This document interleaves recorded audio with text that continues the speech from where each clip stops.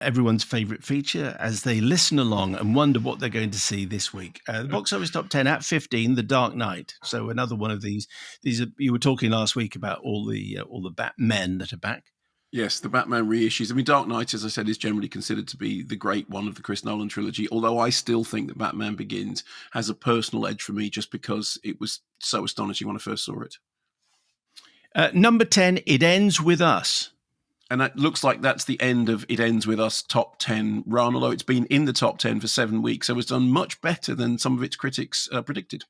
Speaking of which, The Critic at number 9. Great performance by Sir Ian McKellen. I think the film itself is compromised, and it does look like it was fiddled around with after its initial assembly, which indeed it was. But still... Ian McKellen's great. Ian McKellen is really, really great. And Mark Strong with hair. That's very good also. Deadpool and Wolverine at number 8. Yeah, I mean, it's taken a staggering amount of money. This is its 9th week in the top 10. I don't know what else to say about it other than this is where we are. This is where we are. And if cinemas are full because of it, then that's exactly. If it's filling cinemas out, then fine. 200% Wolf is at number 7. We reviewed this on Take 2 last week. This is the sequel to 100% Wolf, which either you or I hadn't seen or couldn't remember. I didn't get this at all. I thought it was kind of, okay. Maybe I wondered whether the fact that I couldn't remember or hadn't seen 100% Wolf made any difference. But I went on the website and it said it stands alone, and I didn't think it did. But I'd be interested to know if anyone took very young kids and enjoyed it. Number 6, Despicable Me 4. 11th week in the top 10. I mean, the Minions just keep making people laugh. Number 5 is Interstellar. Now, just explain why this is back around. The 10th anniversary, and what does it tell you about Christopher Nolan? That he has 2 reissue films in the current top 10, although actually no, he doesn't, because Dark Knight is 15. Okay, so what does it tell you about Chris Nolan? But in the chart. He has one, in the chart, yes. 10th anniversary reissue of, visually dazzling, narratively a bit all over the place, owes a lot to Contact, but I've seen it 4 times and I've never bored of it. Yeah, I was thinking of Contact. No, I wasn't. I was thinking of Cocoon. Okay, that's a different thing. Yeah, it begins with C and it's one word. So this is because Ben Wheatley's new zombie TV series. Ben Wheatley is going to be on the show soon. Okay, and I was watching Generation Z, where old people attack young people, and it's based. Cocoon. Well, It's not like that. It's sort of it's the nightmare version. Cocoon goes to hell. So an email on Interstellar from Edward, long-time listener, first-time emailer. I finally watched Interstellar for the very first time on Friday on its 10th anniversary reissue at my local multiplex, a decade late, but the impact was profound.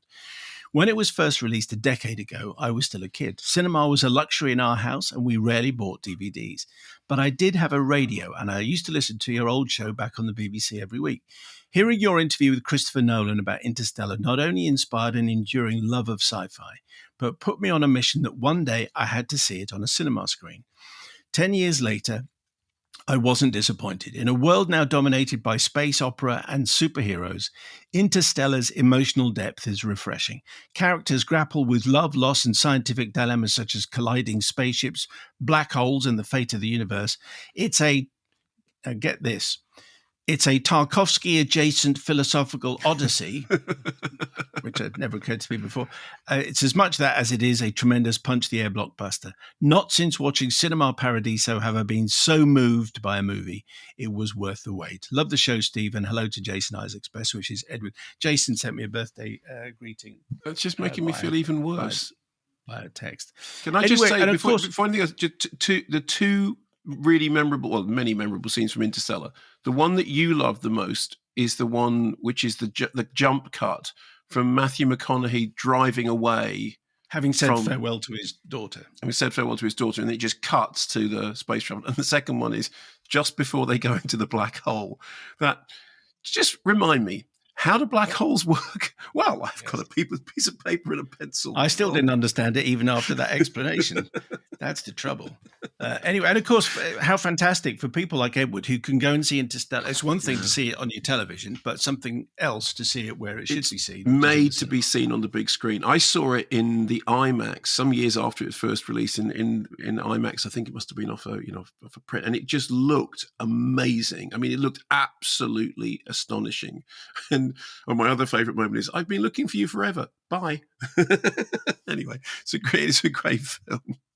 It is. And could have finished half an hour sooner. I think. Yeah. Is the line from Matthew McConaughey, "I've just had an idea," or I've just worked out how to get out of this," or something, and then it carries on for another half. Anyway, number 4 in the UK, it's not in the American chart, is Lee. I'm really glad this has done well because, it's a challenging subject. It's a labour of love for Kate Winslet. We'll talk about labour of love for Francis Ford Coppola a little bit later on in the show. And I think she does a brilliant central performance. And I mean, I admire the film very much. We had a slightly, not lukewarm, very negative email about it last week. So I know it's not for everybody, but I liked it. And I'm glad to see that it's done as well as it has, because it is a challenging subject. Somebody photographing the atrocities of World War II. So Lee's at number 4. Number 3 in this country, 6 in America, is The Substance. And this is a new entry. We've had the biggest response to this movie, I think, than anything we can remember. Certainly in recent years. So huge, absolutely huge response. Brilliant. Gerard Blair in Portsmouth had just come out of viewing The Substance. Reckon the director watched Brian Yunz's Society and thought, "Good film, but the final act is a little bit restrained."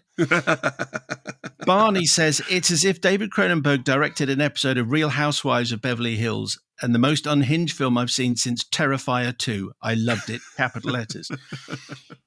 Jack in Bristol, "It has been my most anticipated film of the year and is now my favourite film of the year. I am obsessed with The Substance. It's the first time I've been utterly breathless during a film since Titan back in 2021. Yes. Oh, we're not back there again. We are. It's so absurdly grotesque and entertaining, and it nails its theme so well that while watching, I found myself wondering whether the reality is really any less grotesque than the film itself." Someone who I think is probably Issa, possibly Isa, but it's 2 S's, so I'm going to say Issa. Okay.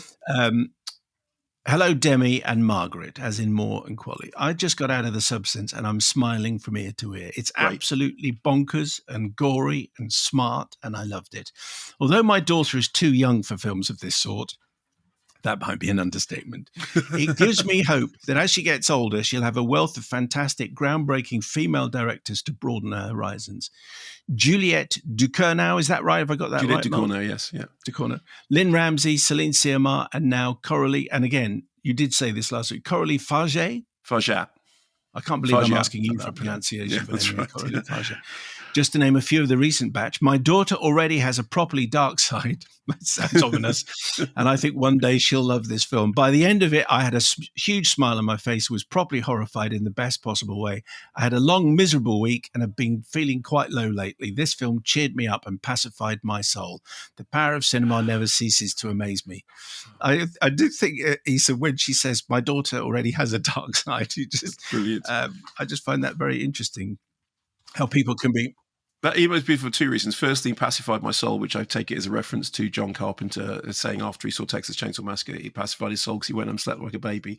And my daughter has a dark side, which I believe is a reference to one of the greatest lines of all time written by the brilliant Nora Ephron for When Harry Met Sally. "You don't have a dark side. I have a dark side. You know what a dark side is? If I read a book, the first thing I do is I read the last page. That way, if I die before I finish it, I know how it ends. That, my friend, is a dark side." Katie Shipley, 25-meter swim badge, BA Ons, youth and community work, owner of more firming moisturizers than I'm willing to admit. That's a fantastic qualification. Katie says, "My brain is full. I love films, but don't watch horror as a general rule and can find them disturbing, upsetting, gruesome, and often voyeuristic. Except The Substance has confirmed what I've suspected for a little while, that I actually do enjoy horror films made by women, and that women make the best ones. The Substance made me really reflect again on female-directed Saint Maud, The Babadook, Jennifer's Body, The Relic, and Raw. These films all show that for women, horror lies in our everyday. in our inner thoughts and the drip, drip, drip of our cultural messaging. Women who make horror add substance, if you excuse the pun, to it. They add depth and nuance, and they add insight that can come from no other place than their lived experiences as a woman. I cannot recommend this film highly enough and hope that through the gore, oh my goodness, so much gore, its power will be seen and felt by others too. Katie, thank you. So that's it. That's it for now. Now you can go. Well, yes, and thrice yes. And incidentally, on the thing about the rise of women directors in horror at the moment, which I wrote a piece for The Observer, and it must have been a decade ago, about exactly this subject. And it's just been wonderful how the explosion of women working in this genre has really found an audience. So firstly, the great delight is I'm so pleased that people are enjoying and celebrating this film in the way they are, because this is really what horror at its best is about. It's not a negative genre. It's a really, really positive, life-affirming genre. I'm really glad somebody mentioned Brian Usner's Society, which, of course, is the film, kind of the text behind all of this in terms of the special effects. Screaming Mad George's special effects for that film were amazing. And Brian Usner always talked about, he said it's not sadism, it's surrealism, it's plastic reality. And that, of course, is very Cronenbergian. But this is definitely... Coralie Fraser, it's her film. It stands in its own right. It's so full, and it's a feast of horror, and it's so full of kind of metaphors made flesh. It's so scrungy. It's so jaw dropping. It just bonkers, but in a brilliantly kind of organized way. And I'm just delighted to hear people enjoying it so much.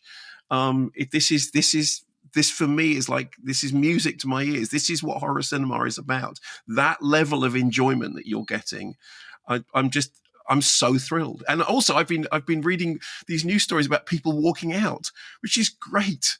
It's just people walking out of films again. Hooray! Yeah, I'm not sure that's a good thing, particularly. I want, if you pay your money, you want to actually stay to the end. But anyway, just in my choric role here, yes. Johnny Vaughan, thank you for downloading. Yeah. An text. Explain. Well, yes, the sort of the original, like for example, in the case of American Graffiti, as in you are, of course. Yeah, the text of American Graffiti is a film that George Lucas made when he was at USC, and it's a short film called The Emperor, and it's the film that then really was the kind of inspiration for American Graffiti. So it's like what is an text? Well, it's the sort of original, the origin, the lodestone, the place where it's sort of which oversees everything beyond it. Why is it I don't know. It's the phrase, the text. I mean, I'm not making this up. In fact, I can give you an example of when it was used fairly recently by Walter Murch. Walter Murch? Walter Murch? Go on. Walter Murch, yeah. Walter Murch, the sound designer and editor who worked with Francis Ford Coppola. I've just checked it out. Anyway. Go on, what does it say when you checked it up? Prefix meaning original, earliest, primitive. From the German, you are, out of. Yeah. Okay, that's what it means. So out of. Okay, hypothetical primitive language. A living prefix in English. Thank you very much indeed. Mr. Murch, what does Mr. Murch say? Well, he was talking about the text of a film that I was interviewing him about the conversation. He was talking about the thing behind it. So I was just defending myself as you were talking to me, as if I was an idiot who just made up a noise like the oi text. No. I just think sometimes we go, what? Anyway, Speak No Evil is at number 2. Yeah, which I really enjoyed. I really, really enjoyed Speak No Evil. I mean, it's a remake of a Danish film, which is darker in its conclusion. But the thing I like about Speak No Evil, interestingly enough, the people that made Speak No Evil, it's the same director who made Eden Lake. And apparently Eden Lake was the film that inspired the original Danish version of Speak No Evil. So they're kind of, it's like the films are in dialogue with each other. Okay. But I really enjoyed it. And I loved the third act. And number 1 in the UK and number 1 in the States as well. So verily, it is a massive hit. Beetlejuice. It was much better than I expected, and I really enjoyed it. And I thought it was one of Tim Burton's best movies in a very long time. And thumbs up from me. I know some people didn't like it, but I thought it was terrific.